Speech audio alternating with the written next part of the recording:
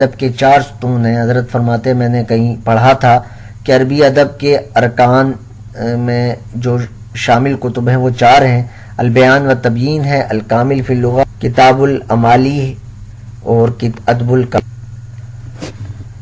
تدریس و تعلیف تک کا سفر۔ حضرت شیخ الاسلام صاحب کی جس طرح تربیت تعلیمی اعتبار سے تدریج کے ساتھ ہوئی ہے، اسی طریقے سے تدریسی اعتبار سے بھی حضرت تدریج ہی سے چلے ہیں۔ لکھتے ہیں کہ مجھے بچپن سے شعر و ادب کے ساتھ خصوصی دلچسپی اور مناسبت تھی، اس لیے میں جس جماعت میں صرف نحو اور فقہ وغیرہ پڑھا رہا ہوتا، ادب میں مجھے اس سے اگلی جماعت کا کوئی سبق ضرور دیا جاتا تھا۔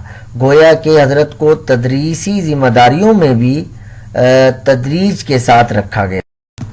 حضرت نے کتابیں خریدنے کے لیے بھی کافی قربانیوں کا سامنا کیا ہے۔